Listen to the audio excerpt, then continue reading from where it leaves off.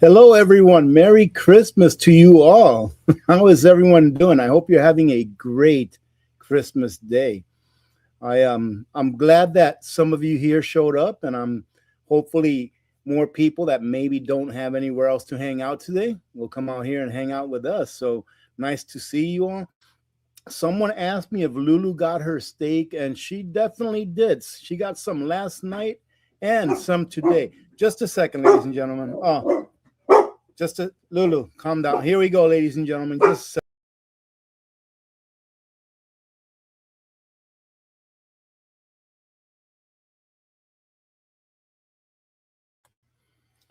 Lulu is starting to do the Lulu thing. So, Lulu, you want to say hi? You want a treat? Come on. Come here. Come up here. There she is. There you go. She got some, I think they're called bully sticks. So I got her a pack of those for Christmas. And then yesterday, cooked a big old steak and saved her the bone with a lot of meat on it. And she ate that. And there was some leftovers, and she ate some today also. So been spoiling her here for the last couple of days. But she's had a good time. Look at this. Who is the? Hey, Miss Worm, how are you? How you doing, Copernicus? It's so good to see you. Merry Christmas. So very nice to see you, Copernicus. I hope you're doing well. Yeah, I didn't come on to this live stream with anything in particular to talk about. I just wanted to hang out with you all. Maybe, like I said, some of you all that don't have anywhere else to hang out on Christmas Day can join in. All right, we're all in the same club here. How you doing, Scott? Good to see you. Look at this. James Tyler is in the house. How you doing, James? Good to see you, my friend. Very nice to see some of you all that I haven't seen in a little bit. Rakamas is in the house. Betty is here. Suzanne, Merry Christmas to you. All right, Jen, Merry Christmas. Merry Christmas, Mary. Ricky.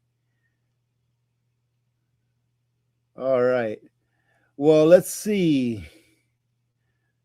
I thought I saw something on here. So like I was saying, there's nothing that I came here ready to talk about. I just want to hang out with you all for a little bit.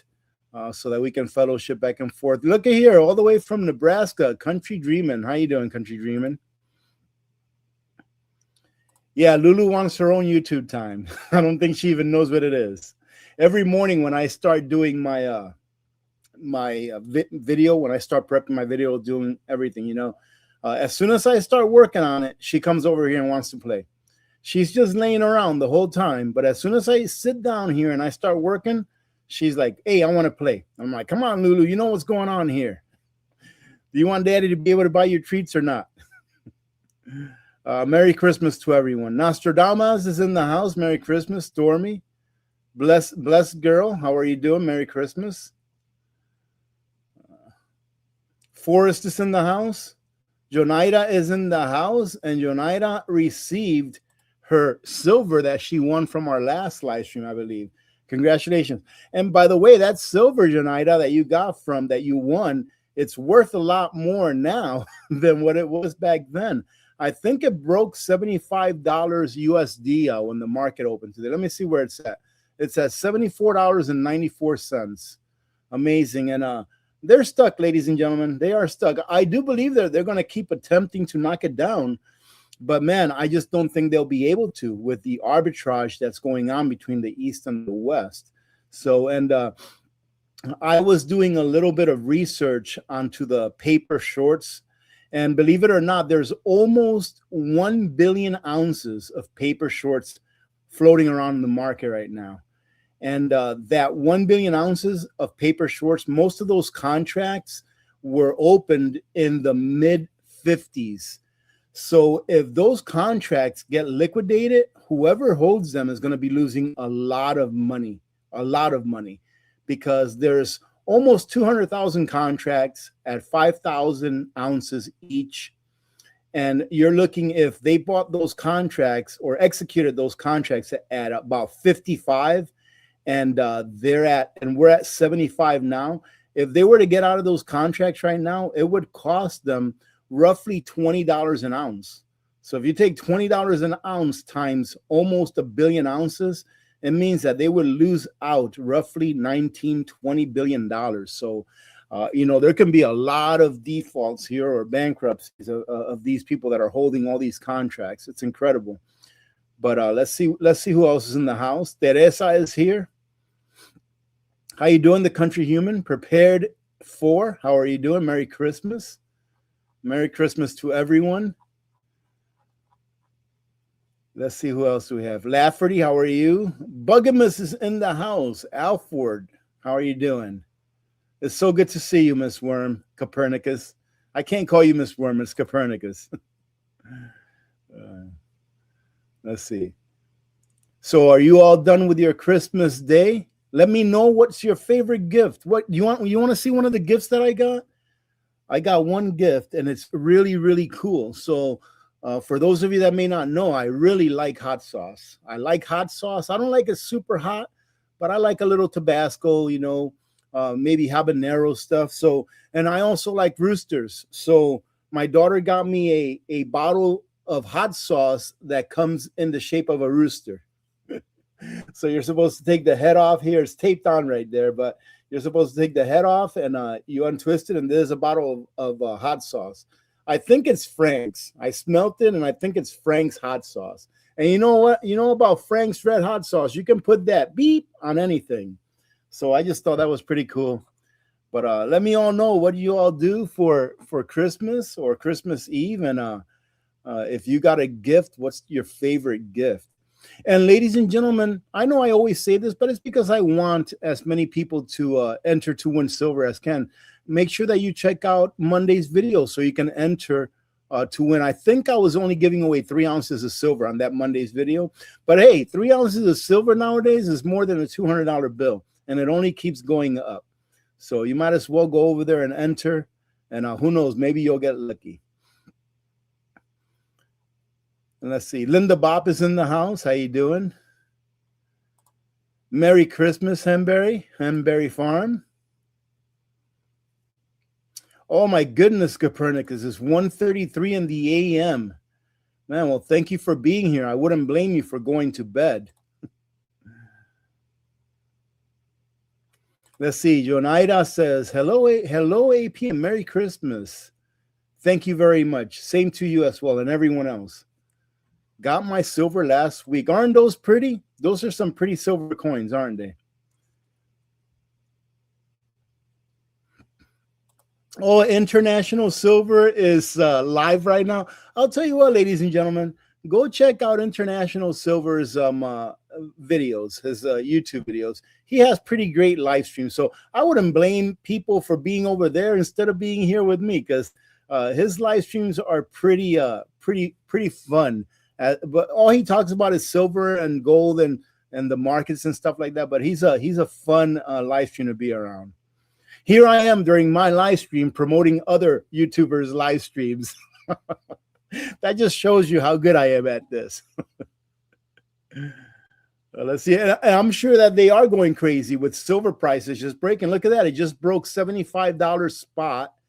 And the thing is that in China, it must be a lot more than 75. I think that when the markets opened in China early this morning or yesterday evening, that they were at about $78 spot or something like that. And of course, our markets had closed at $72 and I think 10 cents or 12 cents. So once our markets open tomorrow morning, I have a feeling that they're going to knock it down a little bit, but I'm not sure how much damage they're going to be able to do, because I do believe they raised the margins for paper contracts by another 10%, and it's not doing anything. And every time that they raise the margins on the paper contracts, on the shorts, by like 10%, it's really, when you take everything into consideration, all the contracts that they've got put out, you multiply 2,000 times roughly 200,000. So that's what, like 400 million, about $400 million every time that they go up 10% is $400 million of liquidity that has to get sucked out of the market. So you can only do that so many times until a lot of these short positions get liquidated. And the way that they're doing it now, believe it or not, I don't think it's the smart way if they wanted to crash the market by doing like 10% at a time, because they're kind of like having it done controlled. I think that if they really wanted to slam it, they just do 25%, 40% in one shot. But even then, I think that the market would withstand it. It might take a blow, but it would come right back up. So we're just going to have to see, ladies and gentlemen. 2026, just like 2025, is going to be a very interesting year, not only for any specific region or location or country, but I think for the world. $80 in Asia. Okay, so the arbitrage is closing in a little bit since I last saw it. Last time I saw it was 78 and then 72 here in the West. Merry Christmas, Vicky. Merry Christmas to everyone if you just joined in. Let's see. AK, a crazy backyard chicken man. $80 add to real market in Singapore. So it seems like in Singapore, well, Singapore probably trades with the East, huh? All right, let's see. I told you all, I did a video a while back, and I said this is going to be the most talked about story in 2026. And I was talking about silver. And I still believe that. 2026, the most talked about thing is going to be silver, because we're coming toward the end of this financial system, and we're starting to, we're not starting to, they don't have a choice but to allow some of these commodities, like they call silver a commodity, find its free float, or its fair market value, which is assigned by we the people. Fair market value is assigned by people, not algorithms, computers, or just centralized banks or institutions. Let's see here. If you all have anything to say, that you want me to comment on your behalf, or any questions, put it all in caps, ladies and gentlemen. That way I won't miss them. I just caught this one. Let's see. Mary, how are you? AP, thanks to your previous video, I bought a large solar generator and a gasoline generator. Yes, to keep it charged. I'm awaiting delivery of both. Yeah, if you haven't seen that video, and if you don't own like a solar generator or a gas generator, or you only own one or the other, watch that video. I think it would convince you into doing what I feel is the best for energy, for electricity for your house, which is to have one of each. And you don't have to go super expensive either. If you watch that video, I'd explain to you exactly why it's so much better to have both instead of one or the other. Let's see. And guess what, ladies and gentlemen? I was taking a look. I don't look at my analytics behind, on YouTube very often. Maybe once a week, I'll take a look and see what, if we got any new community members subscribing and stuff like that, and views and stuff. And I've noticed that the views are really down a lot from my previous videos. And I was wondering what's going on with that, because I'll take a look at the like to dislike ratio, like how many people gave the video a like compared to how many people didn't give it a like. And it's like 99.9%, 99.7%. And I'm like, why isn't the algorithm sharing these videos with more people, or at least putting the thumbnail in front of their face if I have a really good like to dislike ratio? And it's that it's not people anymore running it. It's I was talking to Gray Man yesterday, and they have an AI system. YouTube has, and I just learned about this. I don't even know how long this has been going on, but they put an AI system in charge of determining who gets to see your videos or not. So let's say, for example, that I put up a video. The only way that you get to see it is two ways: is if you directly type in the YouTube channel, go to the actual channel and click on all videos, and it'll show you all of the videos that are public. That's one way that you can do it. Another way is that the YouTube algorithm will take a thumbnail on my video and recommend it to you. So like whenever you're watching a video and you see that there's other videos that are recommended to you, it'll do that. But with this new AI system that they've got running the background on YouTube now, whenever you post a video, it's up to a computer now, I guess, depending on how many times you smile or how friendly you look, or how you sound, whether you sound angry or happy and things like that. There's like a whole bunch of things now that it takes into consideration. It's not even a human being, and they can demonetize or not allow your video to get on, or not they, but it can demonetize or not allow your video to get on at all. And I doubt that you would be able to get any real humans helping you out unless you were a really, really big channel. So yeah, AI is trying to take over YouTube, and the people that run YouTube, the actual people, they're allowing it.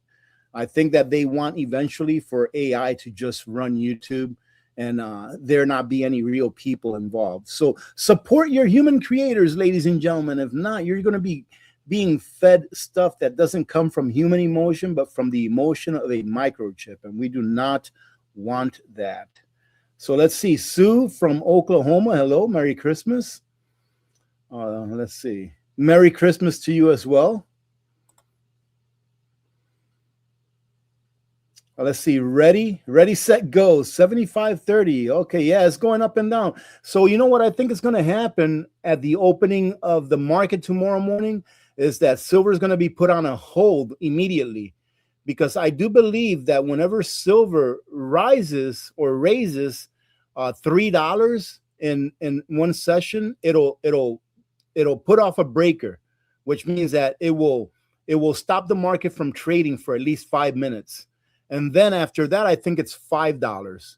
And then it'll stop the market from trading again for like another 5 minutes or so. And then, so it's got stairs, it's progressive. And I think that after $7 or $8 or something like that, then after that, that's it. They won't stop it anymore. It'll just go to where it wants to go. And I see right now that so far, as of the opening of this trading day on silver and gold, silver's already gone up $4. Yep, it's gone up $4 since its opening. So we'll have to see what happens. It's going to be pretty interesting. It'll be pretty interesting to see if we already hit $75, so we already hit an all-time high. All right, hey, Merry Christmas. Merry Christmas, Christy. Scott, be on the lookout. You should be getting a package here soon.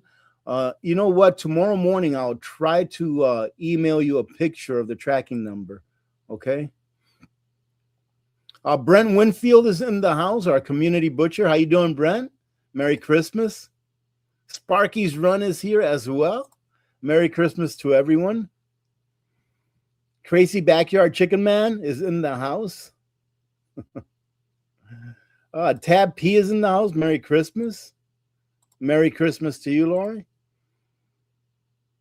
You all know I can't say Merry Christmas to every single one of you that passes by, but when I say it, I mean it to all of you. All right. So for those of you that just joined in, I don't have any script ready. All right. This is your live stream. I'm doing it so that I can hang out with some of you, and so that some of you that maybe don't have anywhere else to hang out can hang out here. So thank you very much for joining in. And if you have any questions or any comments that you want to share publicly here, go ahead and put it all in caps.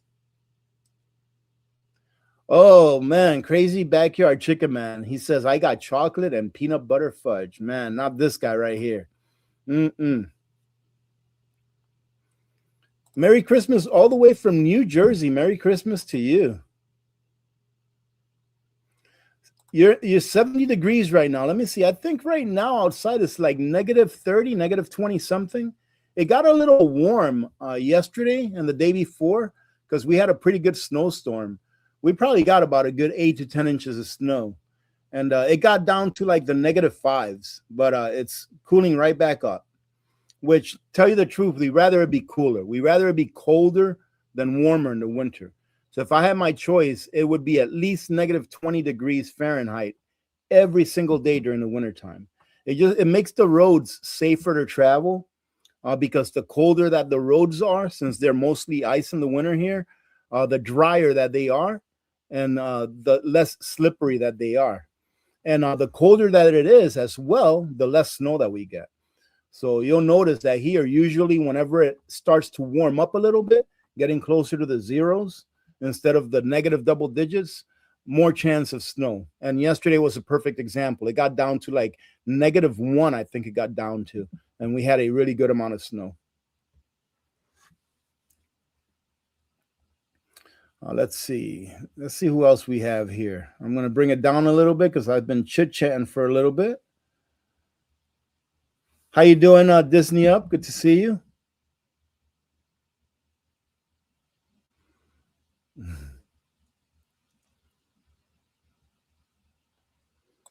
Let's see, Alan. How you doing, Alan? I went to Red Square and watched the celebration of our glorious heroes. Cool.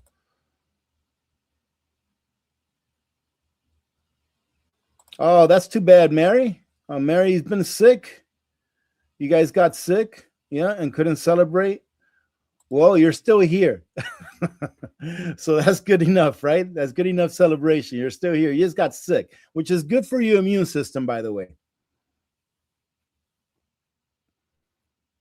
Alaskan Life, how you doing? Merry Christmas.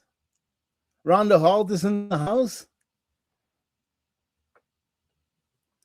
Let's see. Ruffles 2 asks, what is the source of your metal prices? I find different prices on dealer sites. Well, the dealer sites, their prices may include their premium, but I go to TradingView. I go to TradingView, and you can either open an account with them. That's a paid account. Let me see if I can show you it. I've shown it before. Let me see if I can show you what it looks like. That way you can go check it out. Boom. Here it is.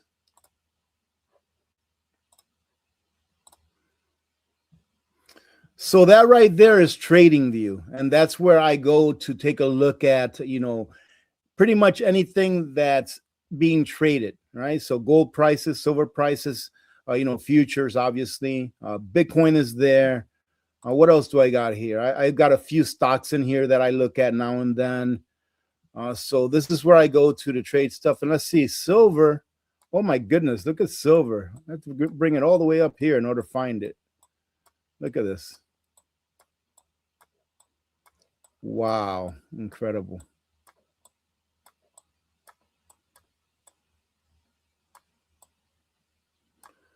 So you can see right here, silver is at $74.50, roughly, give or take. But yeah, that's what I use. I use TradingView, and it gives you the up-to-date price as long as the market is open. And if you want to find a specific stock or commodity, you can just type it into the search and it'll find it for you, and you can save it as one that you can see whenever you want, or you can just look for it, every time that you want to look at it. It's a very easy system, and they do have a paid subscription to it, which gives you more ways to do technical analysis and ways to look at the charts. But they do also have a free one as well. You can just go there and sign up for a free one where you never have to pay anything. You don't have to put in your credit card information or nothing. It's just free. Let's see. Who is this? Lafferty. Hey, AP, I got the cool silver coin from Nutrient Survival. Did they get? Well, I don't know. That hopefully they'll be sending me one. That'd be nice to have one. If not, I'll just order the 4 number 10 cans. But I think I gave them enough hints that they'll send me one. Aren't those pretty? Those coins are so pretty.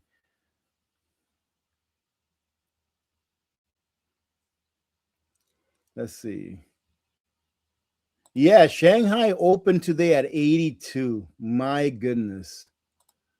Isn't that something? Let's see. Dana Green, Merry Christmas to you. Welcome. Little One Prepper, hello. Thank you very much, Scott. Scott, you don't have to do that, my friend. You're too generous. But thank you very much. Let's see. William, how you doing? Merry Christmas.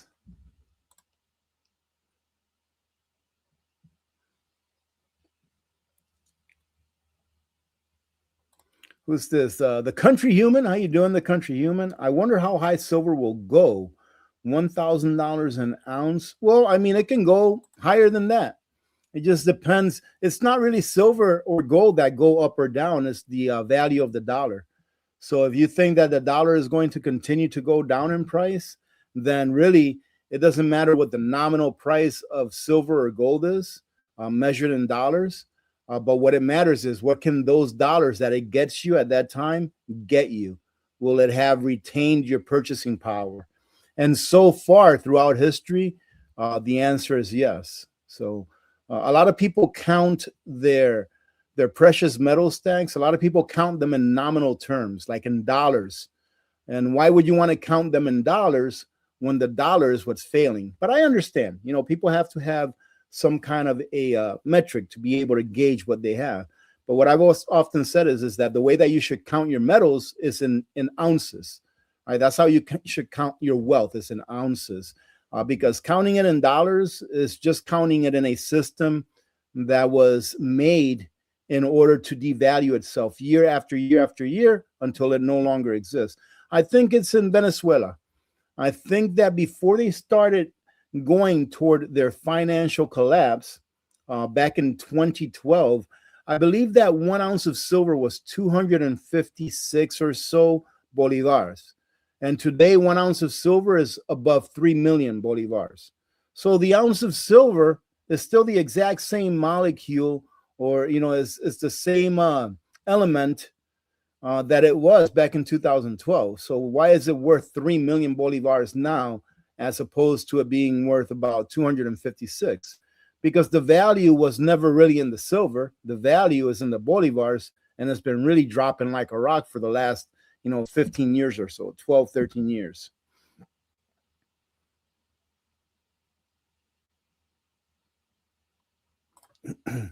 Me personally, absolutely not. I think that the ratio of so I'm a blessed girl. I'm not a financial advisor. Okay, I have to say that because I'm on the internet.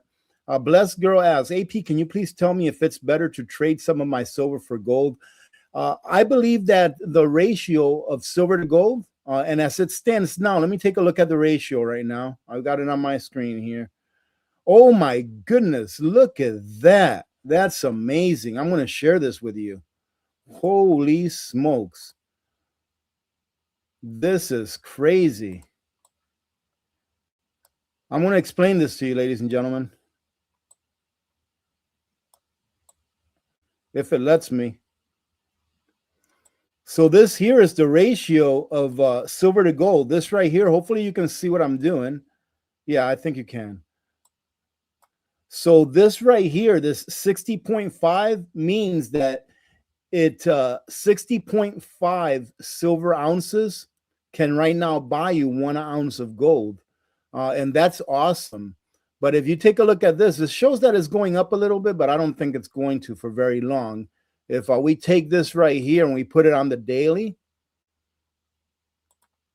take a look at it on the daily.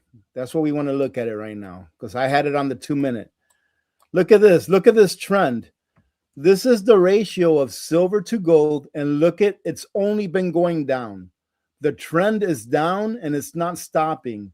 What does that mean? That means that the farther down that this goes, the less silver it takes you to buy 1 ounce of gold. So if I were to ask myself that question, should I be trading my silver in for gold right now? I'd be like, no, not yet, because I think that when everything is said and done, there will come a time where, in my opinion, you should be trading in a little bit of silver for gold. But I think that when that time comes, is when the silver price, the new silver price, not the price that we're looking at now, because it's nothing compared to where it's going. I believe we still have about 3, 4, 5 years left in this in this bull market on silver and gold that, in my opinion, hasn't even started. So by the time that silver finally realizes its true price, because there's no more paper manipulation, because it can't go on forever. You can only manipulate nature until nature no longer lets you manipulate it. And what we're dealing with in gold and silver and precious metals and equities and stuff like that is manipulation all the time. But nature, mathematics, physics will only let you manipulate it as long as as you can, and then that's it. It's going to stop eventually. You can't keep doing it. So eventually, I believe that the ratio of silver to gold is going to be more like it used to be before the creation of the Federal Reserve. So before the creation of the Federal Reserve, when they started all of these shenanigans with silver and gold and stuff like that, and with monetary debasement, the average ratio of silver to gold was sometimes, some periods of times, it was 10 to 1. For a short period of time, I believe it was 2 to 1, 2 ounces of silver to 1 of gold. And then 15 to 1, 20 to 1. So the average throughout time, besides like the last 120 years or so, has been about 15 to 1. But right now, as we mine silver and gold out of the ground, the ratio of which we mine it out of the ground right now is closer to 8 to 1 than 15 to 1. So I think that it's going to find an equilibrium somewhere between 15 to 1 and 8 to 1. So I would say probably 10 or 12 to 1. I think it's where it's going to settle for the long term. Ladies and gentlemen, in our lifetimes, all right, if you're a half centurion like I am, I'm a half centurion plus 4. I'm 54 years old. In my lifetime, I really believe sooner than later, much sooner than later, that 1 ounce of silver is going to be selling upward of $500 to $1,000 an ounce. And I've done all of the fundamental research that I've done. I've got videos on that where I tell you why it is that, you know, that it's going to go up. And I've even done videos here in the last week or so that explain to you that even the market cap of silver that they present to us today is a complete hoax. It's 100% a complete hoax. Right now, for that market cap of silver, which is like $4.4 trillion or so, roughly, right now, that market cap, if it was done right, silver would be trading right now at roughly $650 an ounce. But most people don't question those numbers because they look like numbers that they don't want to, you know, they don't want to research these big trillions of dollars in numbers and billions of ounces of this and how many paper shorts are there, how many longs are there. There's so much stuff. They've made it so very difficult and complex for your average person to wrap their head around it that most people won't understand that.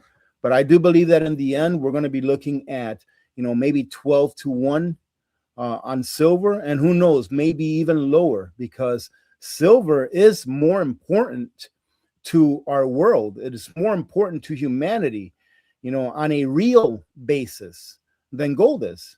You know, that's why most of the gold that's ever been mined since the beginning of mankind is still available. It's still actually above ground and it's still available, right? Whereas only about 5 to 10% of all of the silver that's been mined, you know, in humanity since we started mining silver and metals, only about 5 to 10% of that is available, which means that we're going to continue to consume silver to a point where it's extremely difficult and costly to recycle it. And there's going to be more and more of a deficit because we need it more and more as our society becomes more technically advanced and we need more technology. There's only one element in the periodic table that can do what silver can do, and that is silver. So, yeah. I hope that answers your question. I'm very good at taking a 1-minute answer and stretching it to a 20-minute answer, ladies and gentlemen.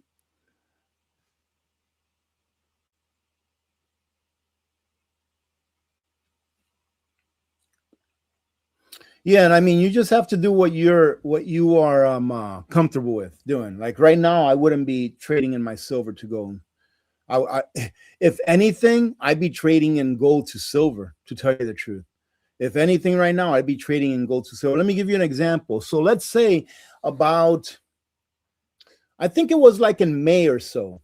in May or so, I was really wanting to trade in some of my gold for silver. Why? Because around that time, let me take a look real quick. I'm not going to put it up for you all, but I'm just going to take a quick look. This is the daily. So, okay, so here's May. So, oh my goodness, yep. Yeah, it was around May, so I was right. So around May, I was wanting to trade in some of my gold for silver. I couldn't for reasons that I'm not going to talk about. But at that time, the ratio of silver to gold was 101 or so. It got up to like 104, 110, something like that. But if I were able to take, let's just do it with 1 ounce of gold. If at that time when the ratio was 100 to 1, meaning that it took 100 ounces of silver to buy 1 ounce of gold, I would have taken 1 ounce of gold and traded it in, and I would have gotten instead 100 ounces of silver.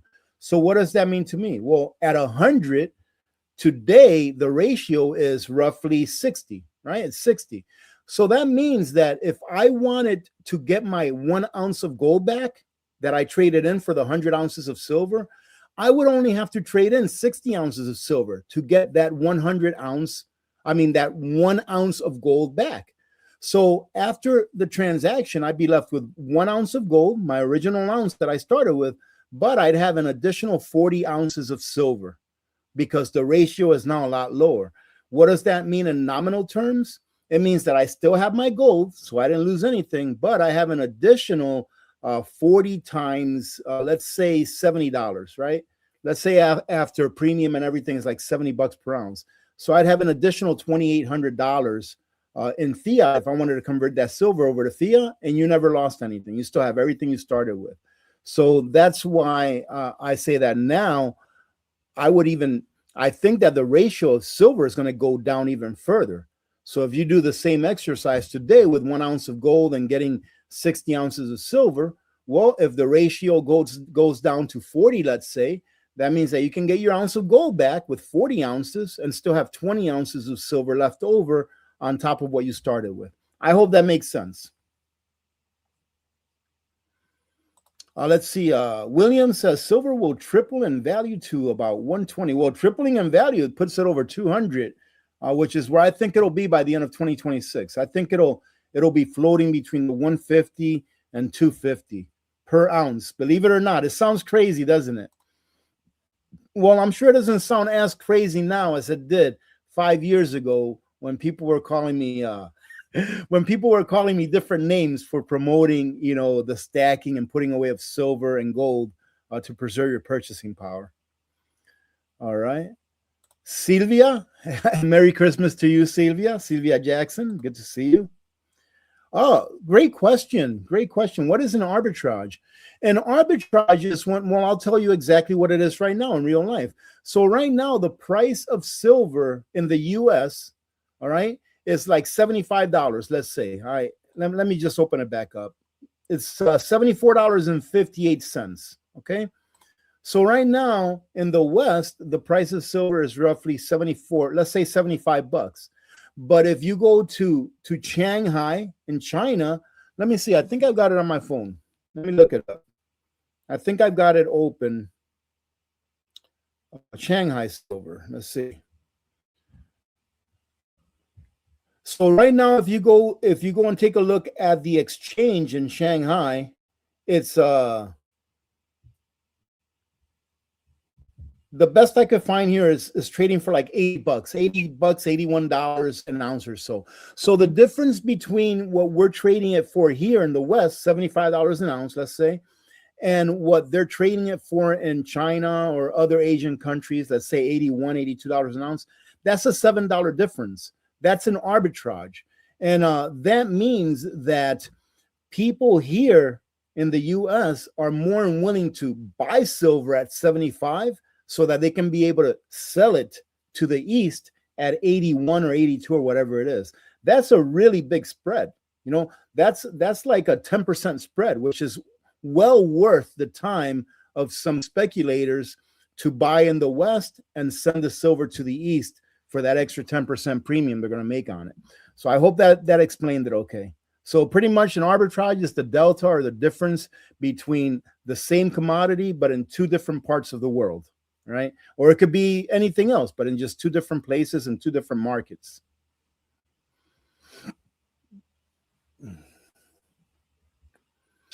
Let's see. Nanoparticle says, "How did you make so much on Uber? Give us the secret, please." There's really no secret, but I'll share with you how. It was on Lyft, not Uber, but the same thing, rideshare. I worked my butt off. All right, I worked my butt off. I was in a position where I couldn't do YouTube for a long time, for my own personal reasons, and I needed to do something else, to get out of the house and to still be able to make some money in order to fulfill my commitments. And I just worked my butt off, a lot of 12-hour days. So yeah, I think the first 6 months that I did Lyft, every single penny I made, I dedicated towards expenses and towards paying off the car. But there were a lot of really long hours, a lot of days, and people think that just because you're driving Lyft that you only calculate the number of hours that you're actually driving. But no, you have to clean. I used to clean the car pretty much every day. I vacuum it, do the windows, keep it really nice and clean. You have to do car maintenance. Anything that pops up, you have to go and do, get taken care of. So it's a lot of hours. And that's how I made pretty good money, is that I was always out there. And there were some days when I was doing Lyft, there were some days where I would be out there for like 6, 7, 8 hours, and I had only gotten like 3 or 4 rides. But although those days were very frustrating and very demoralizing, someone told me something, and they said that if you don't show up, you're not going to win. So if you want to win, you got to keep showing up. So during bad days, good days, whatever it is, you keep showing up, and eventually you'll win. Just don't quit. But yeah, there's no secret to it. I just worked really hard, worked a lot of hours. All right. You know what? I am super, super far behind, ladies and gentlemen, like I usually am. But, I'm not going to stress over it because it is Christmas. So Merry Christmas to those of you that maybe just joined in.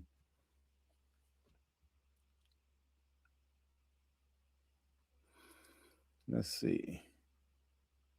Okay, I'm going down the line. Any of you that want to express your comments by me reading it, make sure you put it all in caps. And if you have a question, put it all in caps.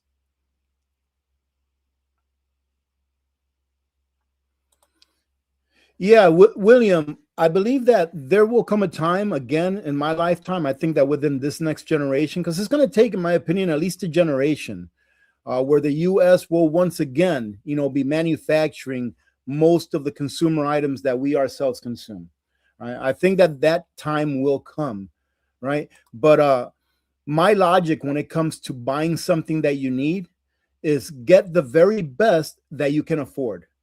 And in all honesty, it doesn't matter to me where it's made, because there are some things that are made here in the U.S.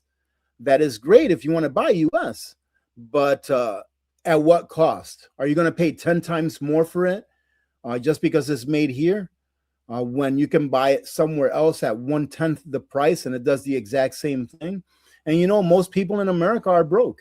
Most people, I think it's 70-80% of Americans don't even have $500 saved up in the bank. And one of the things that I'm very adamant about is water filtration, making sure that every family in the United States, every sink that has any kind of water coming out of it should be hooked up to an RO system to ensure that water that you're drinking or using to cook with is clean. I even take my RO water, like whenever I'm done doing dishes, I do it by hand. And when I'm done rinsing everything off, I'll give the dishes and utensils an additional rinse in RO water, because even that water that you're washing your dishes with, that are not going through an RO system, that water is full of plastic, it's full of chlorine, it's full of pharmaceuticals that never got filtered out at the plant, and things like that. So I always give it an extra rinse. I give my dishes an extra rinse with RO water. So I'm very adamant about that. And if I tell you, hey, go buy this RO system, 100% of it is made in the U.S. And trust me, I'm not anti-U.S. I wish I would even be willing to pay like 25% more for something of the same quality that's made here in the U.S. And 25% is a lot. But if you take one of the the RO companies that I've seen out there that's like 100% US made for the exact same thing that they make and they provide, which is a good product, but you can get just as good a product for literally 1/10 the price.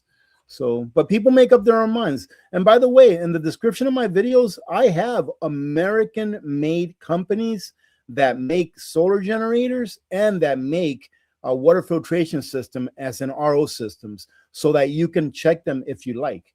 So if you want to go and you want to click on those links, and I'm not sponsored or affiliated with them, I put them there to give you all the choice. So if you want to go take a look at them and compare them to, let's say, for example, Simpure or Opus, by all means do so. And then in the end, if you decide that you want to pay 10 times more for something, and I'm not being facetious by saying this, if you decide that you want to pay all of that extra money for something that does the same thing because it's made here and you can afford it, then that's great. There's nothing wrong with that. I mean, I'm 100% free market. I think that the free market is the best thing that humanity can do for itself because it allows us to trade. And trading with one another is something that humans need to do, is a social thing that we need to do for more reasons than just one.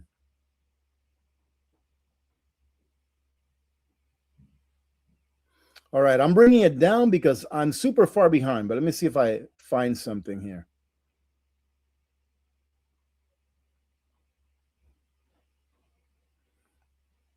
Oh, someone just said that China, Colorado Packer Prepper said that China just opened at $80.55. So we're about $5, $6 behind them. I think that once the Chinese market closes, the Shanghai Metals Exchange closes, and then that our market here in the West opens tomorrow morning, I think that silver is going to get smacked down.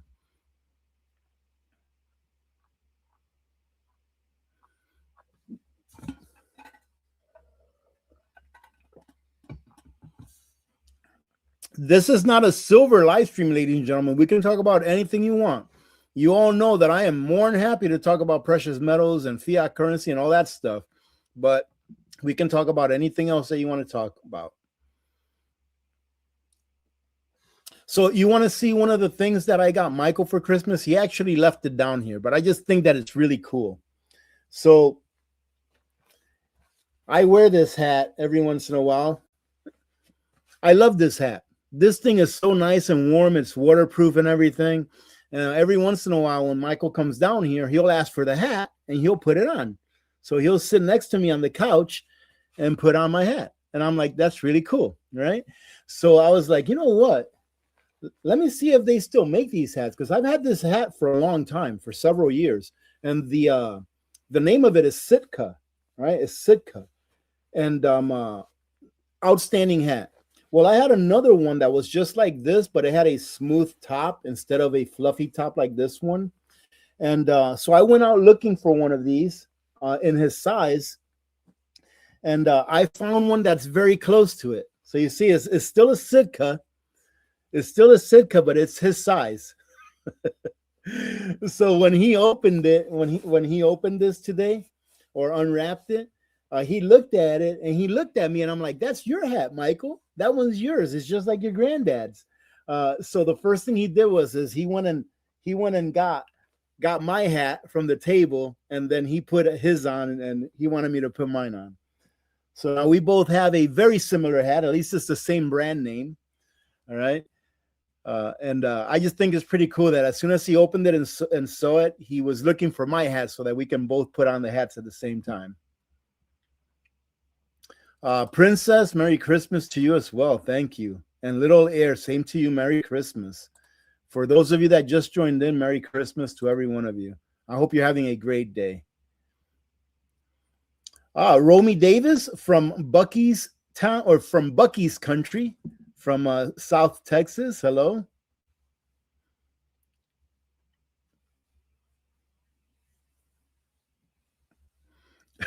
Brent, Brent, Brent, you've been here long enough to know that I'm always behind on the comments. Let's see, how behind am I right now? Oh, I'm only like 30 minutes behind. Let me bring it down. Every time that I see something in all caps, though, I have to stop and see. Let's see. Blessed girl ask AP if someone had a couple of grand to spend, would you buy silver or gold? I'd be all in on silver, and what I would be in on, would be the cheapest silver that you can get, the cheapest premium, and even if it's junk silver. I know I've seen a lot of videos and stuff saying, yeah, coin shops aren't really taking junk silver. They're giving you a much less. They're giving you $5 or whatever below the spot price and such. But that's going to end. All right, that will end, because the reason that that's happening is because a lot of the refineries, they're so busy refining bars into 999 big industrial bars. They're so busy doing that they don't have time to take the lower percentage silver out there, like 90% or 92.5 I mean 92.5%, like sterling, etc. They don't have time to take all of those other ones because it takes more time and energy to refine those than it does them refining 999 and just casting it into a big industrial block. But there will come a time where they're going to need that 90% if you want to trade it in, and they're going to need that 925, and and you're going to find a premium on it again. And right now, I believe you can find spot in a lot of places you can find constitutional silver or junk silver in a lot of places for spot, even a little less than spot, because they can't get rid of it right now. But silver is silver and silver, and eventually there will be a market where we're going to be making a premium on that. So that's what I would do right now if I had a few $1,000s and I wanted to buy silver. If you have tens of thousands of dollars, I would definitely be buying 999 or quad 9 coins in combination with rounds, some of each.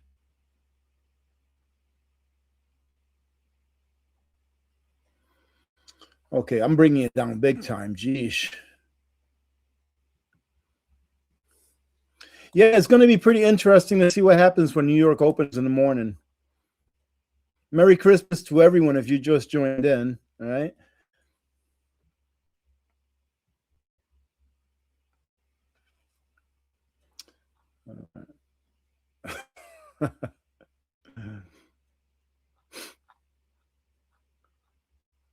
What are all these crabs, ladies and gentlemen? What does this mean? What do these little crabs here mean? I don't know. I'm going to go all the way down, okay? Look, what I'm going to do is I just went all the way down. Yeah. Oh, crypto is pumping too, huh? Let me take a look at crypto, see what it's doing. Oh, yeah, not bad. Yeah, but I think that we're headed into crypto winter. I know a lot of people don't want to hear that, but it happens. Oh, yeah, look at that. That's that's what you call a bear flag. This is a bear flag right here, if I've ever seen one. You guys want me to show you on Bitcoin why I think it's a bear flag? Because that's the pattern right there. Here, I'll show you all. Yeah, I just took a look at Bitcoin. If you take a look at Bitcoin real quick, if you follow my mouse, check this out. You see how it's going down in a line right here? There's a line, and then it's going sideways. Well, this formation right here is a flagpole. It's a reverse flagpole. So it's going, a reverse flagpole means that it's like a flagpole, but it's turned upside down. So you go, let me see if I can do some of this stuff real quick. I'm terrible at this, but let's go like this. Boom. So take a look at that real quick. Take a look at that yellow line. You see it's a pole going down, right? So that's a pole going down. And then you got boom. And then you got boom, something like that, right? It's not perfect, but that's a reverse flagpole, which means it's very bearish. This is a very bearish technical analysis formation. If it was the other way around, let me show you a flagpole that's a bullish flagpole. And that's going to be, let's take a look at silver, because that's going to be the best example for me to show you a bullish flagpole. And what you do is this, got to bring it together some. But if you take a look at the chart, right here, here's a great example of a bullish flagpole. One right here, here's your pole, right? And then you got boom, and then you got your other part of the flag, right? So there you go. This is a bullish flagpole. It's going upward. So I hope that makes sense. So yeah, looking at that, it tells me that Bitcoin's still going to go lower. It's just stepping downward instead of just dropping off a cliff. But again, I believe we're in crypto winter. We're at the beginning of it, which is just the ending of the bull market cycle in cryptos, and it's the beginning of a bear market cycle. So if you're holding to your little cryptocurrencies, if you have them, if you like them or whatever, I just hold on to them. I don't think that anything crazy is going to happen. But then again, it is a digital currency, and the rulers can pretty much do anything that they want to do with it, in my opinion. Angie Dasner, hello, how are you? Merry Christmas, Angie. Merry Christmas. So nice to see you. I hope you're doing well. Very nice to see you.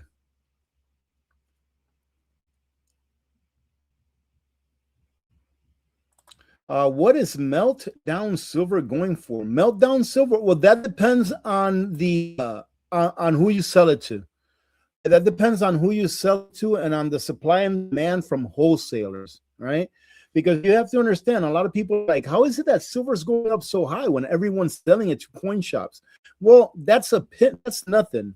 The silver that exists, like from coin shops selling back and forth to the community, that's a very, very small percentage as to the amount of actual silver that is traded by banks, by corporations that need it, industries that need it in order to keep the business running. So it depends on how much supply and demand there is in your local area, or whoever it is that you are wanting to sell that silver for melt.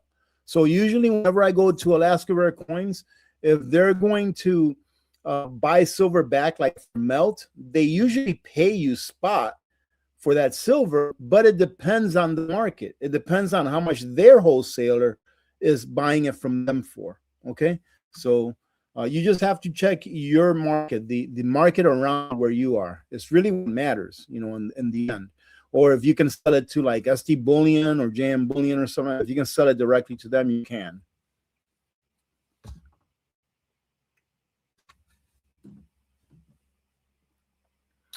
Okie dokie. Let's see.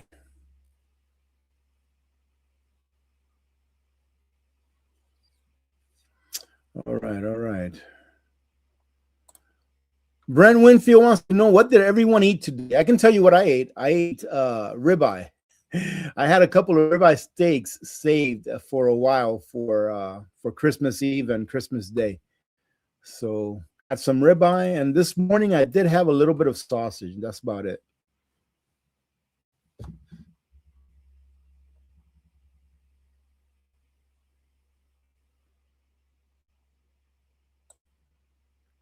Yeah, Sparky's run. Yeah, you have to do what you're comfortable with, right? I think that cryptocurrencies, I think that they're good for speculation. I think that the big banks and governments are going to end up taking over Bitcoin. I could be wrong, and people say, well, wait a minute, Bitcoin is decentralized. How can governments take over it? Well, you need a deplatforming, place to do it, like Coinbase, or pretty much they're going to regulate it to where it's not going to have the same frugality that it has now, or the same use case that it may have. So they're just going to regulate it so that they can be in charge of it. It's like the government is in charge of a lot of businesses, and people don't think they are, but the government is in charge of pretty much every business that's out there, because they regulate it to perform how they want it to perform. And if you don't want to follow the regulations as a business owner, you're not going to be in business. So it's pretty much the government running your business for you, or telling you how to run your business, and then letting you think that you actually run your business. But like, for example, one of our community members here, longtime community members, Brent, he's a butcher, right? I'm sure that he has to put up with regulations of the wahoo in order for him to stay in business. And that if he were to disobey any of these regulations or sets of regulations, that he'd probably be put out of business. So yeah, the government may not be actually running your business for you, but they're pretty much telling you how to run it with regulations. So that's what I think they're going to eventually do with cryptos. Cryptos and stable coins, and also tokenization. They're going to use tokenization and stable coins in order to suck up a lot of inflation. And they've already started doing it. But they're also going to use it, in my opinion, especially the stable coins, right, that are attached to major banks. They're going to use that as our CBDC. It's not a CBDC because it's not centrally run by the government, but it will be a digital currency that's in control of the big banks. And guess who's going to be in control of the big banks? Our government will. So in a way, they're getting the same thing that President Trump said we would never have. It's just under a different label. And again, like I said, when that happens and we're under a digital ID system and digital currency system and all, at first it's going to seem great. It's going to seem like things are really, really good. This digital ID and this digital currency system that they've got us under is great. It's just like when FDR took everyone's gold and gave them cash, gave them paper, and then devalued the paper overnight by like 69%. Everyone thought it was great because they had a job, right? They were able to get a job. But who paid them to do the job? They pretty much paid themselves with the inflation that was created from the gold that was extracted from them. So their wealth was extracted by force of law. And then when their wealth was extracted in exchange for paper, they took that paper and reduced purchasing power by almost 70% overnight. And then they used that new purchasing power, that new currency that they created, which devalued the purchasing power of the paper that they gave them for their gold. They used that new currency that they created to pay the people that they stole the gold from to go to work. But, people say that he was the best president, and that he got us out of the Great Depression, where in my opinion, what he did is that he stole America's gold in order to bail out a private bank. And then, in addition to that, steal the people's purchasing power by inflating the money supply by about 70% compared to what it was before he took away their real money. That was a long breath answer, huh? Well, at this rate, it looks like silver is going to hit $100 an ounce before the end of January. And believe it or not, I think it's very plausible to think that by January, February, silver will be hitting the $100 an ounce. We do need a cooling off period, so we're going to need to go sideways and cool off a little bit. So I welcome that 100%. I welcome at least a good 10 or even 15%, cooling off period where it goes down by 10 or 15% and goes sideways. We need that. We need to find some new resistance, and we need to find a new floor. But I don't think that we're going to find a new floor till we get to like the 90s. I think that once we get to about between 92 and 98, I think that's where we're going to start cooling off a little bit. And then we're going to pop over 100, and then we're going to find $100 ounce silver as the new floor.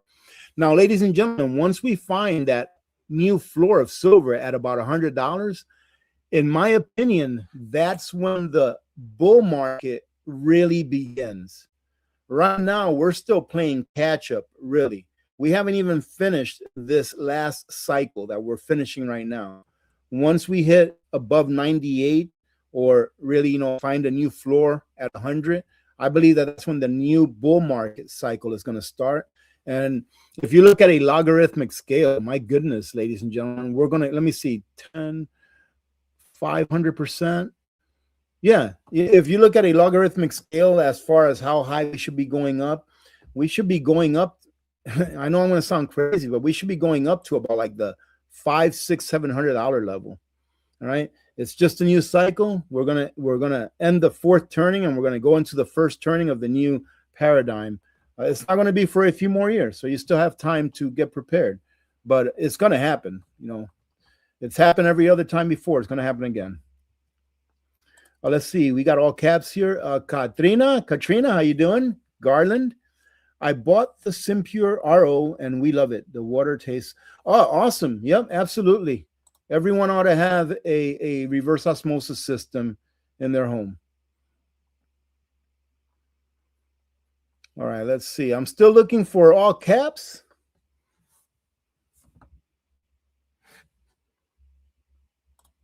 Yeah, I think that within the first quarter of 2026, we're going to see silver at 100 or over. But I mean, I think it might be sooner than that. I mean, there's some big things happening in the first 2-3 months of 2026 that's going to affect the price of silver immensely. I mean, really, really big. And, you know, ladies and gentlemen, while everyone's taking a look at the price of silver and gold and all this stuff, what they need to realize, what you need to realize, right, as a collective, excuse me, is that gold, especially gold, is like a barometer to inflation, which means that it's a leading indicator. The price of gold is a leading indicator of what's coming up as far as the inflation and the price of things are. So if you see gold and also silver in this case just going up and up and up, it means that within the next 6 months to a year, the price of everything is going to continue to go up in a hurry. It's not going to plateau. You know, the Federal Reserve says, oh, yeah, we want to keep it at about 2.5% inflation, where effectively what they're telling you by that is that they want to steal 2 to 2.5% of your purchasing power every year. All right. That's what they're telling you. When they say, yeah, we want to keep inflation down to 2.5%, they're telling you that they want to steal away 2.5% of your purchasing power every year for the rest of your life. That's what they're telling you. Right. So in order for you to be able to protect yourself against that theft, you know, you have to get things that are tangible, things that keep up with the rate of real inflation, if not a little bit more, so you can get ahead a little bit. And oh,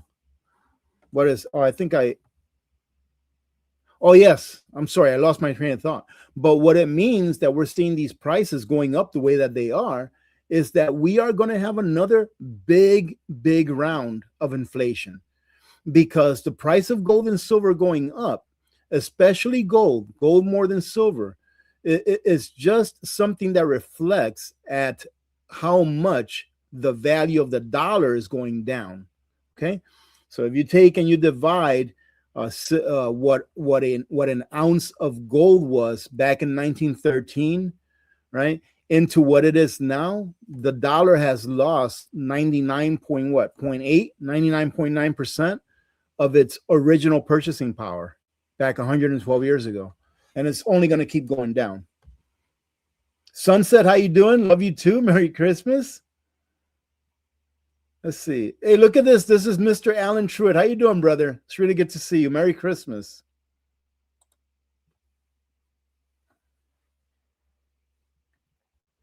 Let's see. All of this talk about food is making me hungry again. Not me. I'm all set. What time is it?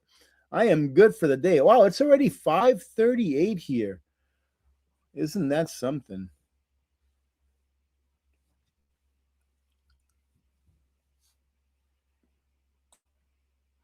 Taxes must be paid on crypto.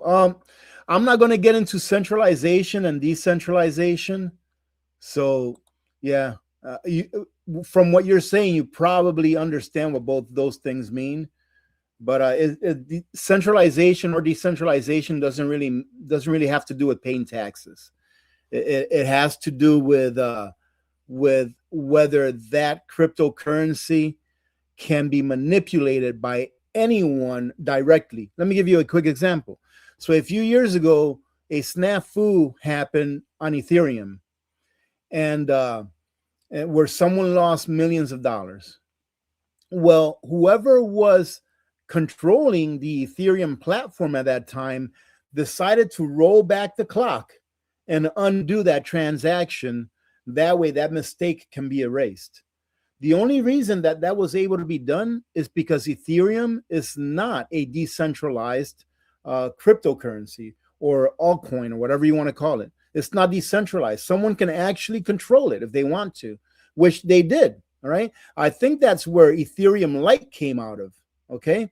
Now, Bitcoin, you can't do any of that. You can't roll back the clock on Bitcoin if somebody makes a mistake. If, let's say, if you had a Bitcoin wallet and it had 1 million Bitcoins in it, and you send it to an address that didn't exist, they can't roll back the clock for you to get those 1 million Bitcoins back. Can't do it because it's a decentralized system that's not in control of anyone in particular, right? It's just a whole bunch of nodes that control that. But that's about as far as I'll get into that.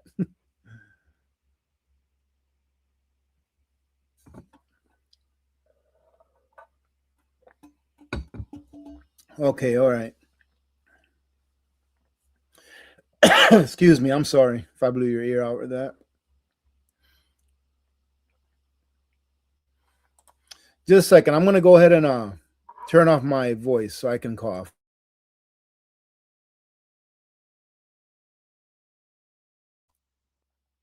Let's see. So Stormy says Washington State will start taxing gold and silver 10% on January 1st. That's okay. Let them do whatever they're going to do. They're not going to win, ladies and gentlemen. And there's only so much. I mean, like what, 1%, maybe 1% of Americans have gold and silver in the physical form. You know, to a lot of these states, it's not going to make any difference. But you'll notice that the states that are in the worst financial problems, they're going to be the states that are going to be trying to draw as much blood as they can out of their citizens. All right. So, you know, it just is what it is. Evita, how you doing? Merry Christmas. Merry Christmas, JR. And Poppy, if you're watching, Merry Christmas to you as well. You should be back home by now, Poppy.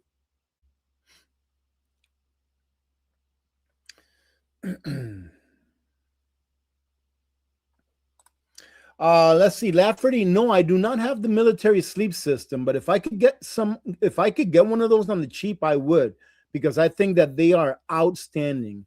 All right, the military sleep system.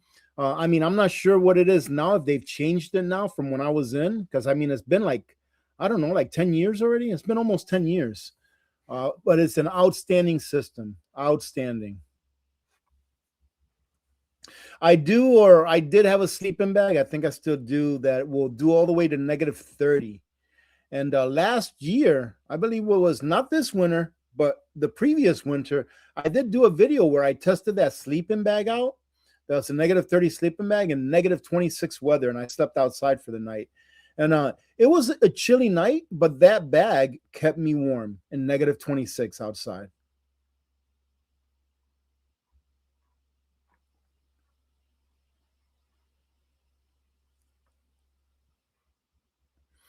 Let's see. I'm looking for all caps, okay?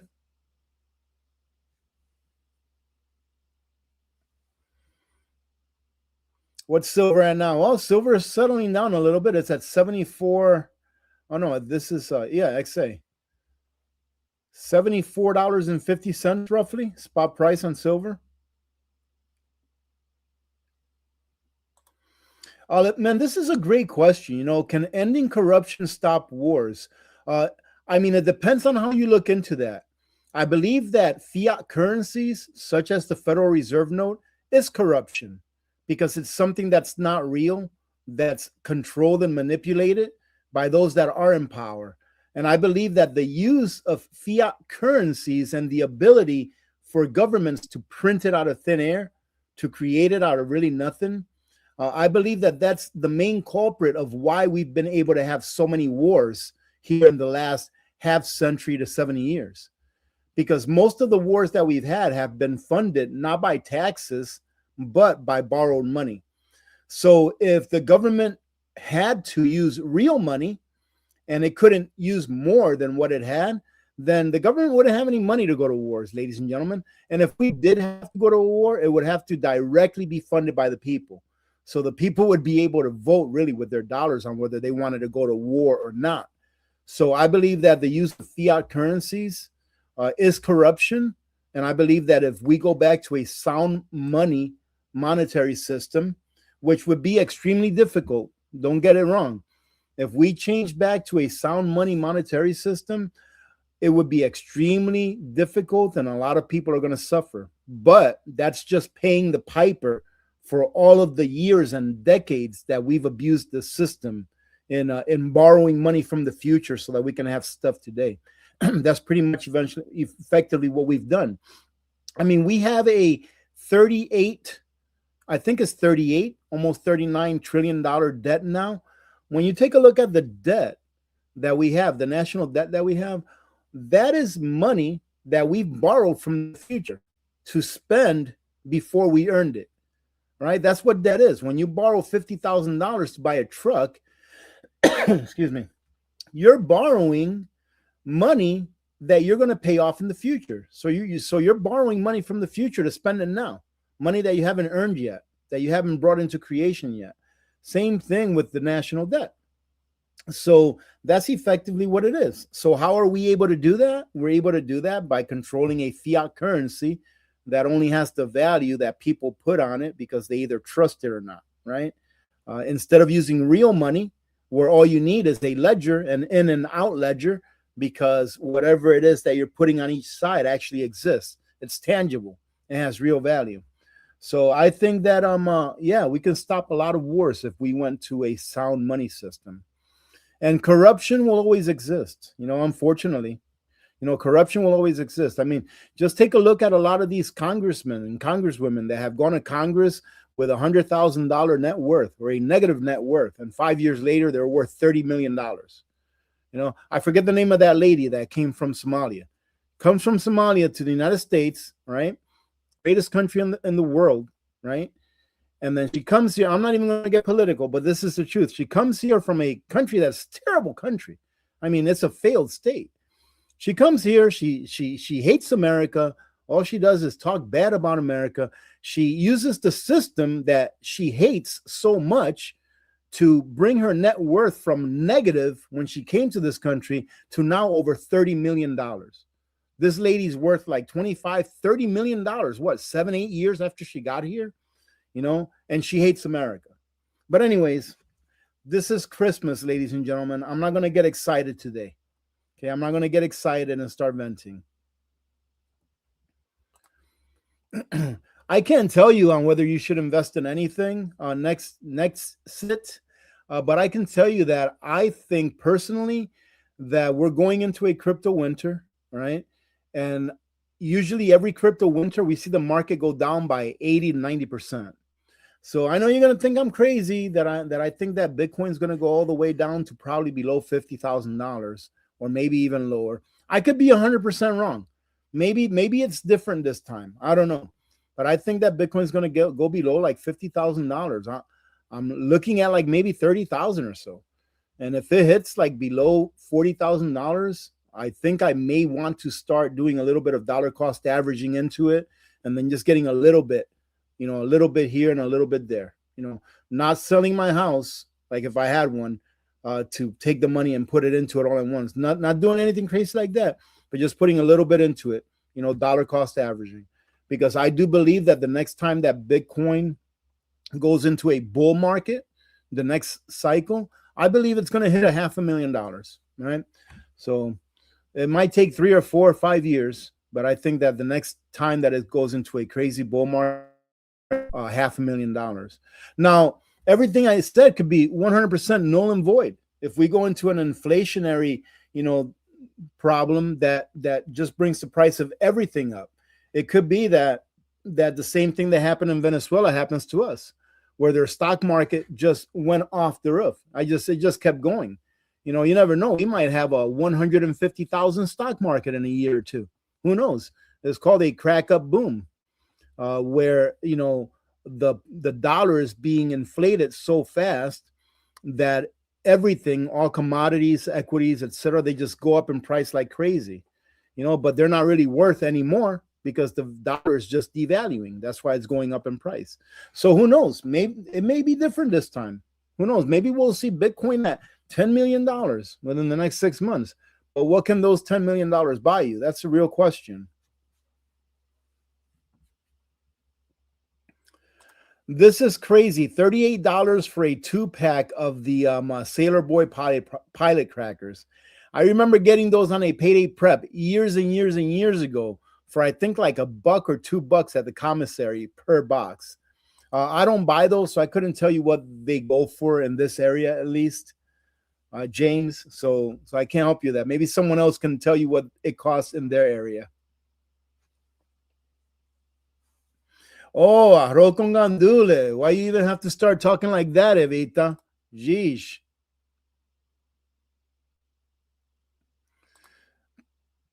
Alex asked, where can I buy high grade junk silver? What price should I expect so I don't get cheated? Well, I mean, I always recommend that people go to their local coin shops. If they have one nearby, build a relationship with them. All right. That way, if you ever have to sell, you'll have someone there that you can trust.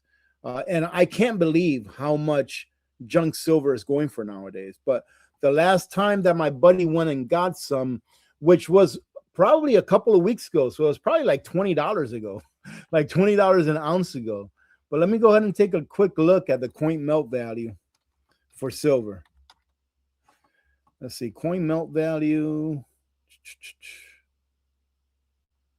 right here. Let's see what it's going for a $1. Here we go. Give me a second. I'm taking a look here. Oh my god. No, there's no way. Let me go to the quarters. Oh wow. 52 plus 4. $54. Yeah.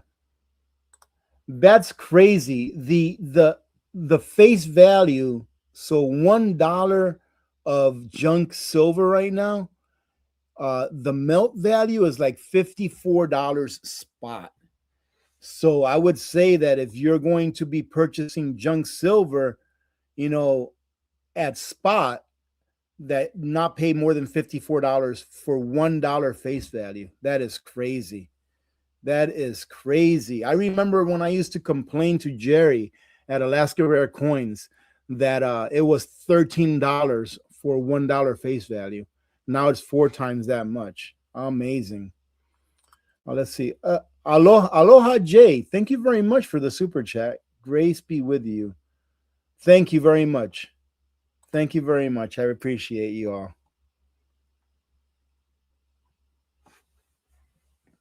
Oh my goodness, I'm so far behind that someone's talking about the hat that I got for Michael. Thank you, Bass. Well, I'll tell you what, he was very happy with all of his Christmas presents. His grandmother sent him some Christmas presents and he really enjoyed them. He got a big old remote control truck. He got the hat from me. Of course, I had to get him one silver coin like I do every Christmas. And he also got a little he got a little ambulance, from me as well. He likes playing with like little ambulance cars and putting the people in them. No, he's just your average little 3-year-old.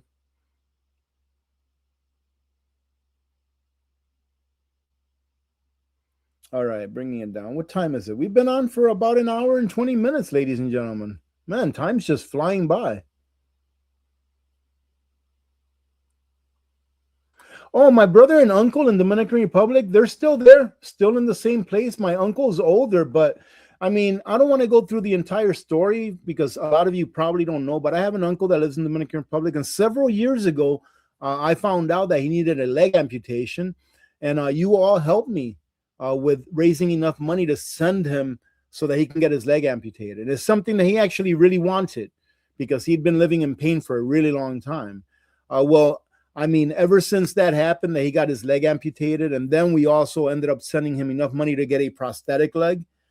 He still has that same prosthetic leg. He's had to go back and have it readjusted a few times, because of the weight change and all that kind of stuff. But he's doing good. His quality of life after getting a leg amputation increased tenfold. I remember my brother telling me, after he'd recovered from the surgery, how happy he was because he wasn't living in pain anymore. So yeah, but he's doing well. He's doing good.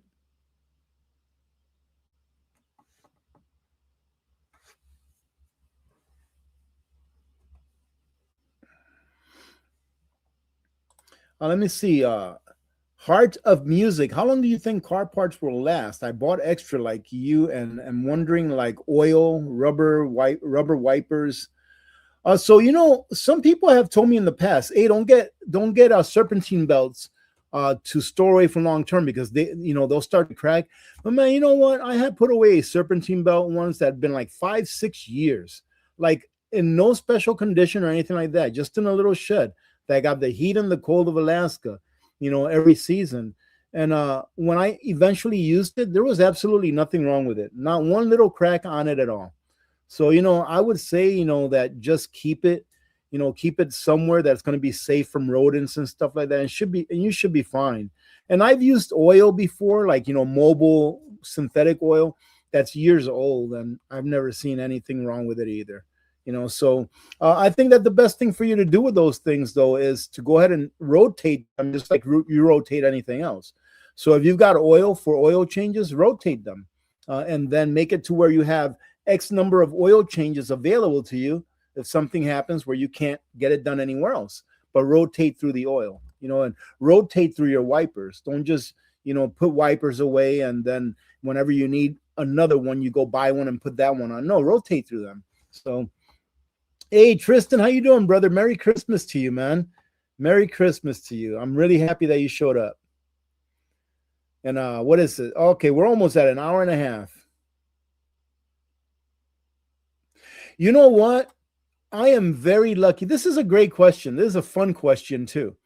Can you give us an example of a difficult Lyft customer that you had to deal with?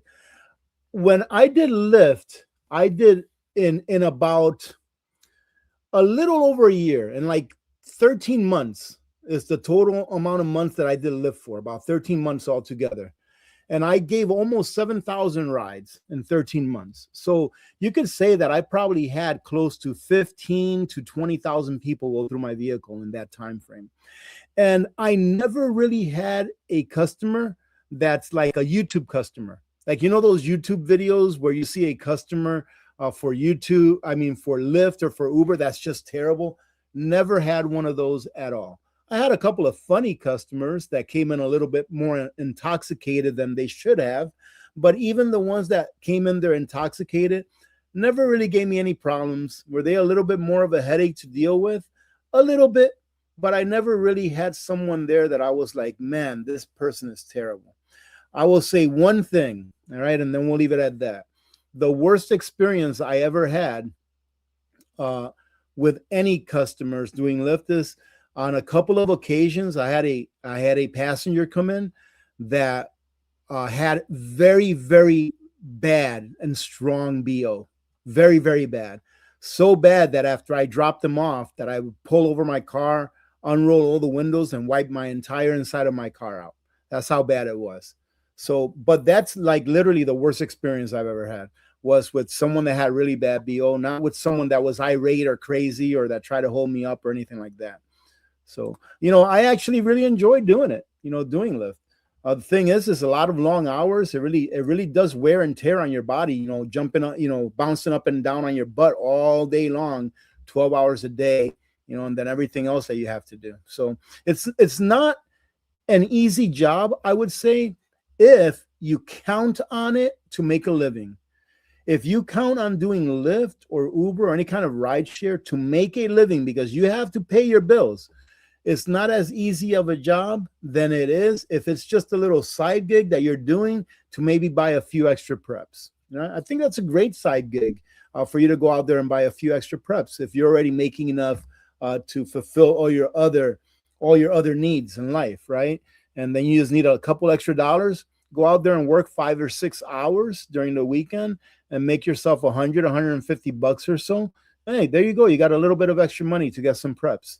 If that's what you were needing. All right. Let's see. Pinch Runner says, Merry Christmas. Oh, you were replacing a valve cover. Well, hey, you gotta do what you gotta do, right, Pinch Runner?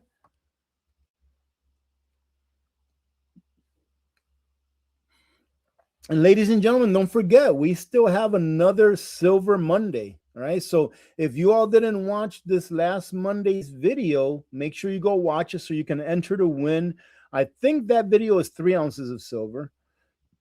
And then make sure that you watch this next Monday's news video because it's going to be a silver giveaway also. Okay. So I'm trying to keep a few ounces of silver on the side from all that silver that Alpha Omega Gold sent me to give away, so that I can have a silver giveaway when silver hits $100. If it hits $100, I want to come on here, do a live stream, and I'm going to do silver giveaways so that I can say, you got $100 bill, you got $100 bill. Well, the silver prices here are pretty much the same as they are anywhere else in the market. The only thing that I would say is that one of the advantages of dealing with a local coin shop is that they buy from the community. And usually, whenever they buy from the community, they're buying at spot or maybe 5% under spot. And then when they sell it to you, if they're selling you silver that they bought from the community, you usually pay a lot less of a premium than if you went to an online service. So that's the one good thing about having a local coin shop.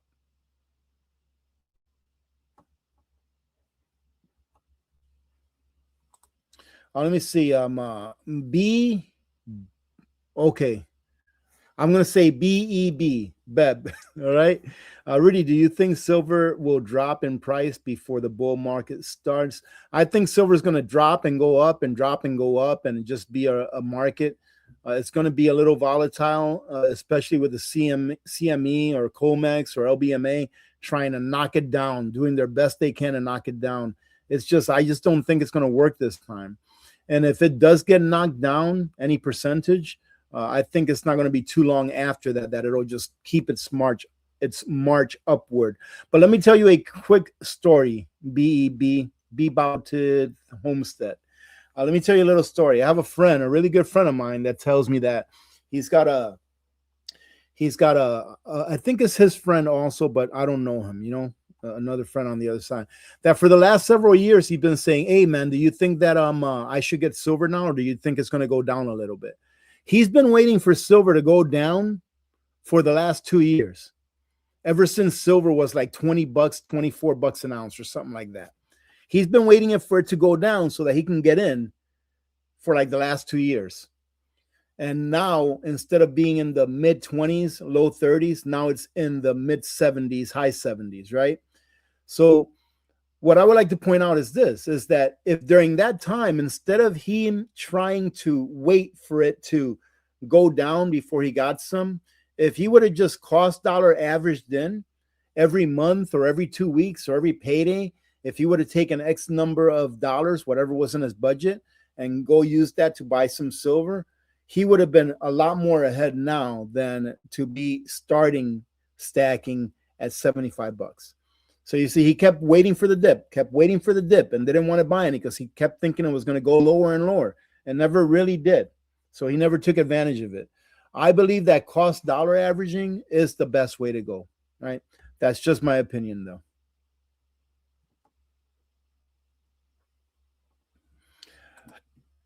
Kelly, I don't trade stocks. It's something that I can get into if I want to, but I just, I have a problem with regular stocks. I do own a couple of really, really small stocks, very small, and they're silver miners. All right, one is a silver miner, one is a gold miner. All right, I do them, but I don't even own that lot. I don't even own a lot of it. Now I wish I would have bought 10 times more of what I originally bought, because it's gone up in price like 400% or something. Well, one of them's like 700% has gone up in price, but I didn't buy a lot. I just, I don't like being in the stock market, but I did buy a little bit of a couple of precious metal stocks, mining stocks, just to dabble in it a little bit, and if it pays off in the end, that'd be great. And if it doesn't, more than likely, I'll probably end up getting what I put into it. But it's definitely paying off. And I think for the next several years, it's probably going to go up 100 times what I ended up paying for it in the beginning.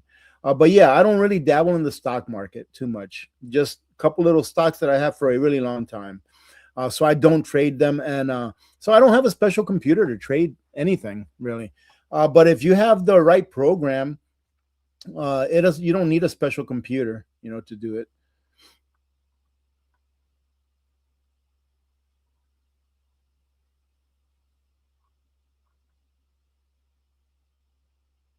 Let's see. Tammy, how you doing, Tammy? Taxes are insane here in Minnesota. Yeah, I mean, all you got to do is take a look at what's going on. I don't have to talk about anything in particular about what's going on in Minnesota, because it's not the only state that's going on in. Right, so many places where the government steals from their citizenry, from their constituents, real constituents, to give to other people that really are not there to benefit, not only to benefit society, but to benefit that state as a whole as well. So yeah, I mean, take a look at what's her name, Ocasio Cortez, something Ocasio Cortez, right? Uh, the lady from New York, right? Her mother retired. This was a couple of years ago. Her mom retired. She left New York and moved to Florida. And I saw a small interview of her, a short interview of her mom being, I forgot what news channel or whatever, but I saw it on a clip. The reason she left New York and retired to Florida, out of her own mouth, well, taxes were way too much in New York. So, yeah, I think that's one of the great things about the U.S. is that you have these United States of America, and that if you're not happy in this state, you can go somewhere else where they'll treat you better.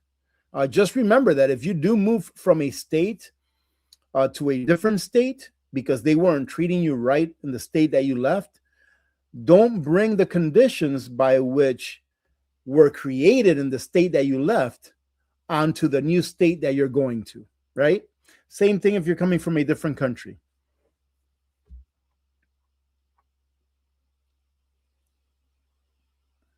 Pernilis tostones. Heck yeah. I actually ate some plantains the other day, and I found out that I can eat some plantains very rarely. It was actually a good test. I made some mango. Evita, I made some mango, all right, with 1.5 plantains, because I cooked the 3 of them and I made some for myself and Victor.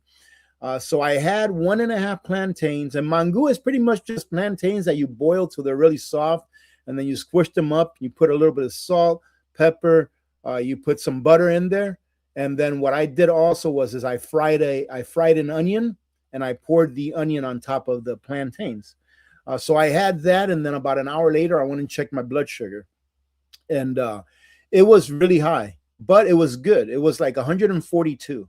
But, when you eat something like plantains, which does have a lower glycemic index than like potatoes or rice, when you eat something like that, as long as your blood sugar doesn't like shoot straight up and breach above 180, you're good. So I was very happy that after an hour and a half after I ate that, my blood sugar was only 142. Which is the highest that I've measured it in a very long time, because I don't eat starches. I don't eat sugars. So whenever I measure my sugar, like this morning I measured it, it was 71. Right? It's just because I don't eat sugar. But once I measured it, I was like, oh, 142. And at first I was like, man, that's really high. But in reality, it's really not bad. So then what I did was, for the next 45 minutes or so, I went on a slow walk on my walking treadmill. I did a few resistance training exercises. I don't really go too hard because I can't. I can't do heavy weights. Just maybe with a 15-pound weight, I do a few little exercises here and there. And then about an hour after, I was already down in the low 100 teens, like 112, 117, something like that. So, as long as it doesn't go up super fast and it doesn't crash super fast, I think that's a good thing. And like I said, that's on a special occasion when I do something like that. And but it's nice to know that when I do it, that my blood sugar is acting accordingly. It's doing it the right way. So yeah, so far so good. I wish I could lose a little bit of weight or a little more weight, but man, ladies and gentlemen, me and losing weight has always been a struggle in my entire life. I mean, look at it. Let me see today. Let me see if I can count how many carbs I've had today. 6 grams of carbs. Today I've had 6 grams of carbs, because all I ate today was some sausage in the morning with steak this afternoon. I ate some steak with nothing, no dressing or anything, any crazy stuff like that. But I did have some, those tortillas and that bread that I've shown you in my previous videos, that they're pretty much all fiber. They only have like 1 or 2 grams of carbs per. All I've had is some of that. That's it. I haven't had anything sweet. I have none like that. That's all I've had. But, and I do try to do a little bit of exercise like every other day. I'll do a little bit of exercise on the treadmill, do some weight exercise just to keep my muscles loose and I don't get all stiffened up. But yeah, hey, listen, we need fat bodies in the world too, all right? God made fat bodies for a reason, all right? We need love too, ladies and gentlemen. But, the most important thing to me, though, is, like my blood pressure is good, which is great. My diabetes is under control, which is good. As far as that goes, I'm good. No complaints here.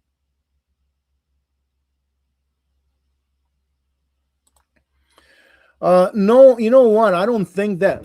Well, I always forget to read the question. Do you think that AI will start running the Congress or maybe even president in near future? Absolutely not near future. Not near future. Do I see a dystopian, paradise 200 years from now where that's happening? Yep. I can see that happening. And sometimes I think about that. I'm like, you know what? These people in Congress, they just refuse to read the Constitution. And it's in black and white, or black and yellow, depending on the color of the paper that they wrote it on, right? Because it gets old. But you know what I mean. I'm like, I was thinking about this the other day. I'm like, man, AI could run, AI could be the Congress. AI could be the Supreme Court, because it's just reading, the law of the land and then saying yes or no. It's a binary thing, but it's not, because we're human beings. And human beings, we evolve, with time. Technology evolves. The way that we live evolves. So, and that's why the founders wrote the Constitution in a way that we can actually change it, because they knew that we would evolve with the times and that we had to have a way to be able to change it, right? So, it may seem that in some instances, it may seem that, letting AI run the judicial system or the Congress or even the executive is the best thing to do, because it's not biased. But if you ask AI, go on and ask any AI search engine, is AI biased? It will more likely say that yes, it is, because it is biased to the information that it is allowed to use to answer whatever question or whatever problem it is that is facing at that time, right? So if the information that it's given to use is biased, then it's going to be biased. So I don't think that it's going to replace humans for a while. But I do believe that AI is good for humanity if we use it for good. But like anything else, anything that's developed for good, someone will always find something bad to do with it, because there can't be any good without bad. It's the yin and the yang. But yeah, great question, man. Good question. Let's see. What do we have here? Alex, is silver or gold jewelry with or without jewels worth buying, or is it a poor decision? It depends on the price. So if you're buying, let's say you're buying a solid gold chain and it weighs, I don't know, and it weighs 31 grams, pretty much a troy ounce of gold. But for that chain, you're paying $10,000. It means that you're paying more than twice the actual nominal cost of the gold in that jewelry, right? So it depends on what you pay for the jewelry. That's pretty much what it comes down to, because gold and silver is a monetary metal no matter what form it's in. So it doesn't matter whether it's in jewelry or whether it's in a coin or whether it's in a gold back. It doesn't matter. It's a monetary metal. So it's going to be worth whatever that amount of silver or gold in that item is worth, right? So the question on is it smart to buy jewelry that's got jewels with gold and silver and stuff like that? Is it worth to buy it? It depends on the price.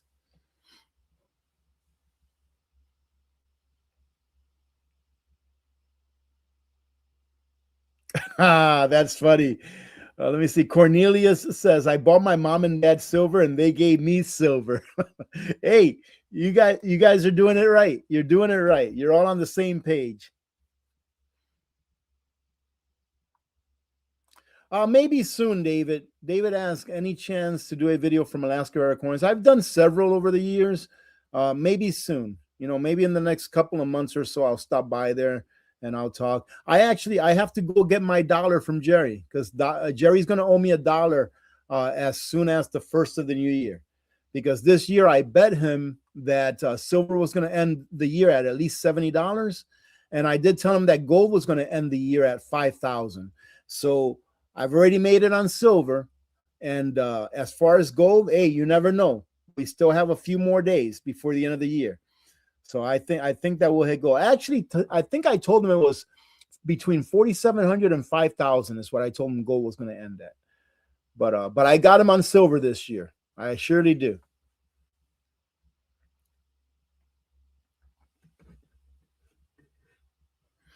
Oh, great question. I love these questions right here because these questions are very important, ladies and gentlemen. Rhonda asks, how long is commercially jarred food good past the expiration date in the glass? Well, you see, there's really no expiration. Well, you know this, Rhonda, right? But I'm gonna go ahead and say it for people that don't. There's really no expiration on canned food, right? There's a best by date that is put there, and it doesn't even need to be on there lawfully.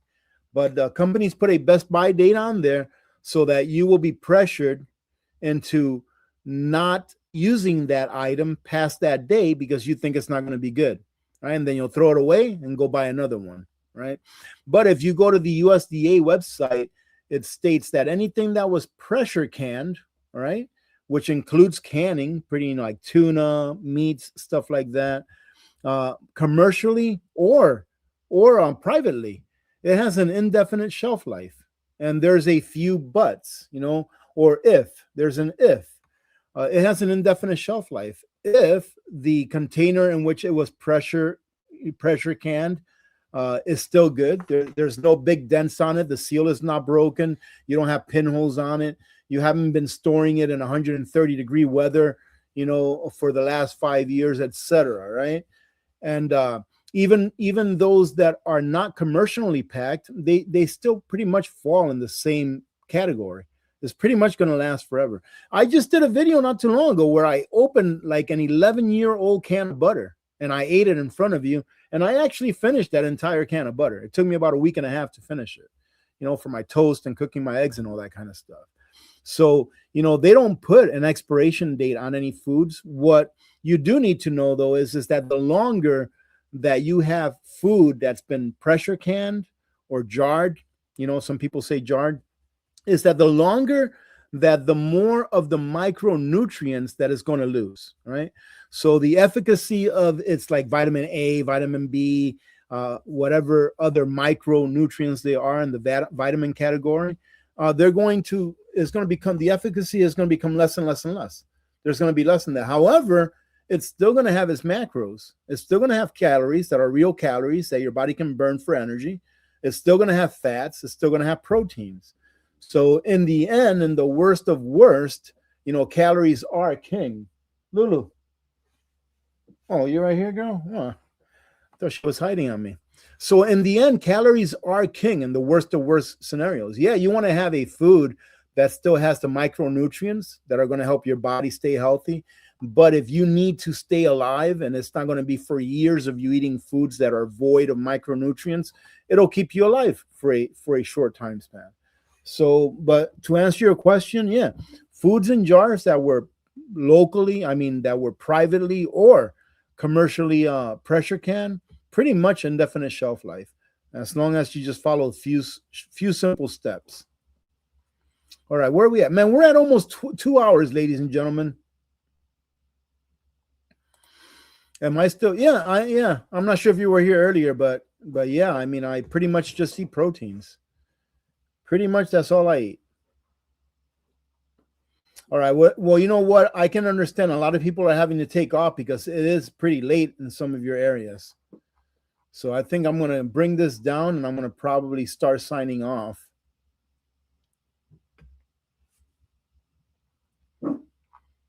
Lulu, don't start. Let's see. This looks like a question here from Jonaida. Supposedly, we are going to receive a $2,000 check sometime next year from the president. If we get it, it's inflation for groceries. Oh, absolutely, just like the stimulus checks. I mean, I was over here jumping up and down about those stimulus checks and about how we were going to be paying for them for the rest of our lives. And guess what?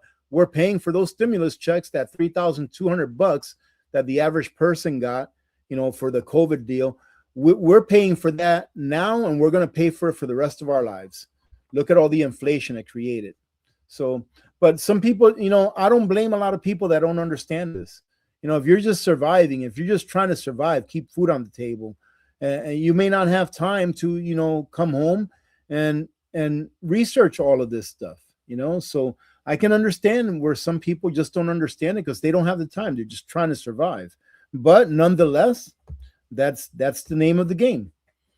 All right, that's fine. We'll get this too. We'll get all of this money that we're getting now for whatever the reason is. It may not be as inflationary, because if he really is using that money like from tariffs, then the money already existed, and it's not being printed out of thin air. It already existed. But still, that's going to put pressure on the economy as far as the price of things, because the price of things are going to go up because everyone's going to have more money to be able to spend in the economy. That could be a good thing. In the long run, it may not be that great of a thing, but it could be a good thing. We're going into territories here, ladies and gentlemen, that we really haven't been in the past. You know how they say that history rhymes? It doesn't exactly match, but it kind of like rhymes. Well, we're going to go into the same cycles that we've gone into in the past, but it's not going to be for the exact same reason. But in the end, it's going to result in pretty much the same thing. All right, we're going to go ahead and call it for today. It looks like Lulu needs to go out. Looks like she needs to go out and potty. All right. Well, hey, I hope that you all had and are having a great Christmas, ladies and gentlemen. Like I said, I just thought that I have a little live stream and hang out with some of you that maybe didn't have, other places to go or to be or people to be with. And obviously, you can see that I'm here with Lulu. All right. So I'm in the same boat as a lot of you are. But I'm glad that we got together for a little bit, and I'm glad that you joined in. So Merry Christmas to all of you. I think I'll be putting out a video tomorrow. I got some things that I want to talk about that I've already seen on the news. It's not apocalyptic, but it'll give us another chance to get together. And again, if you haven't gone to this last Monday's video, go to that video. All right, watch it. It's not that long, and enter to win, because this next week is going to be the last week where I'm giving away silver, in more than 1 ounce increments. All right. Hopefully it'll get up to $100 here pretty soon, and I can do a special live stream to give away $100 silver ounces. All right. God bless every one of you. Thank you so much for everything. I hope you had a great Christmas and a great Christmas Eve as well. And we'll see you all tomorrow. All right. So God bless you all. I love every one of you. God bless America. And we'll see you later on, ladies and gentlemen.